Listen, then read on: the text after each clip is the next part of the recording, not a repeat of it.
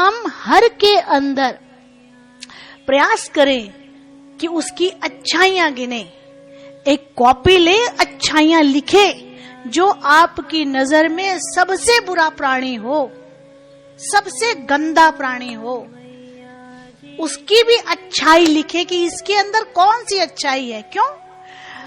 परमात्मा ने अगर संसार में किसी जीव को भेजा, किसी भी जीव को, मनुष्य को तो भेजा ही भेजा, बहुत सारे जीव हैं, किसी भी जीव को भेजा है तो बिना क्वालिटी दिए नहीं भेजा, बिना क्वालिटी दिए नहीं भेजा। हम कहते हैं 99 बुराई हो सकती है, लेकिन एक क्वालिटी तो जरूर होगी। और अगर हम सिर्फ उसकी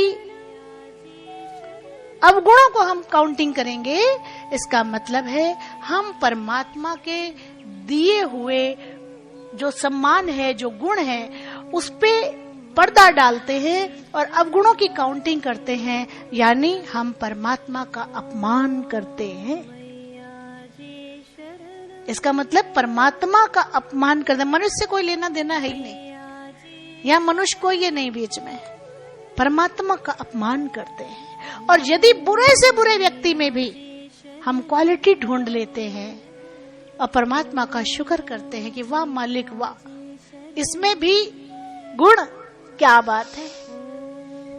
कभी कभी खोटे सिक्के चल पड़ते हैं। कभी कभी आपने देखा होगा, मेरे जीवन में बहुत सारे बच्चे आते हैं और ऐसे बहुत सारे बच्चों को हम जानते हैं जिनके माता पिता, माता जी, जिनकी मम्मी मेरे पास अपने बच्चे को लाई और बोलने लगे कि ये बच्चा बिल्कुल निठल्ला है, किसी काम का नहीं है, माता जी बहुत हम इससे परेशान हैं। तब माता जी ने बोला, यही बच्चा जिसको आप निठल्ला कह रहे हो, जो आज आपकी नजर में खोटा सिक्का है, ध्यान रखना, यही बच्चा तुम्हारे बुढ़ापे का सहारा बनेगा और इतना कमाएगा कि आप सोचोगे किसको कोसा करते थे। माँ की कृपा से आज वास्तव में वही बच्चा उनके जीवन का बुढ़ापे का सहारा है और आज वास्तव में वो बच्चा बहुत कमा रहा है और उनके परिवार वाले मेरे पास आके माँ का धन्यवाद कर रहे हैं कि वाह वाह वाह, माँ आज से 15-20 साल पहले जो बात बोली गई थी आज वो सत्य हो गई। वास्तव में वो बच्चा बुढ़ापे का सहारा बन गया जो किसी काम का नहीं था, लेकिन गुरु की दृष्टि पड़ गई। लोहा पारस का स्पर्श करता है तो सोना बन जाता है, और अगर स्पर्श नहीं करता तो लोहा ही रहता है। इसलिए अपने जीवन पर नजर डालें, अपने जीवन को संवारने का प्रयास करें। मनुष्य चोला अनमोल बहुमूल्य है, न जाने कब किस गली में जिंदगी की शाम हो जाए किसे पता। न जाने किस गली में, घर में नहीं, न जाने किस गली में आप बाजार निकले हो, न जाने कहां ठोकर लगी और गिरे और खत्म।